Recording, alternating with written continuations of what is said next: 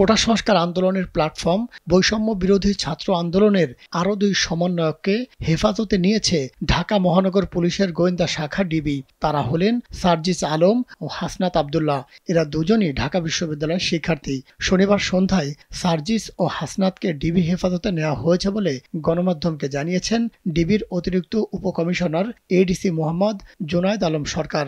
রাত ৯:১৫টার দিকে তিনি জানান, সার্জিস ও হাসনাতকে ব্যক্তিগত নিরাপত্তা দিতে ও সাম্প্রতিক ঘটনাবলী সম্পর্কে তথ্য জানতে হেফাজতে নেওয়া হয়েছে।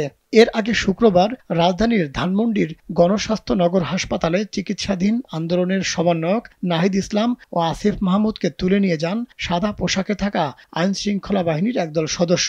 এ সময় আসিফের সঙ্গে থাকা আর এক সমন্বয়ক আবু বাকের মজুমদারকেও তুলে নেওয়া হয়। পরে রাতে ডিবির পক্ষ থেকে তাদের হেফাজতে নেওয়ার কথা জানানো হয়। নাহিদ, আসিফ ও বাকের এখনও ডিবির হেফাজতে আছেন। ডিবির হেফাজতে থাকা কোটা সংস্কার আন্দোলনের এই ৫ সমন্বয়কই ঢাকা বিশ্ববিদ্যালয়ের শিক্ষার্থী। তাদের মধ্যে নাহিদ ইসলাম সমাজবিজ্ঞান বিভাগের ২০১৬-১৭ শিক্ষাবর্ষের ছাত্র, আসিফ মাহমুদ ভাষাবিজ্ঞান বিভাগের ২০১৭-১৮ শিক্ষাবর্ষের, আর আবু বকের ভূতত্ত্ব বিভাগের ২০১৯ ও ২০ শিক্ষাবর্ষের ছাত্র। নতুন করে হেফাজতে নেওয়া সার্জিস আলম প্রাণিবিদ্যা বিভাগের আর হাসনাত আব্দুল্লাহ ইংরেজি বিভাগের ২০১৬-১৭ শিক্ষাবর্ষের ছাত্র।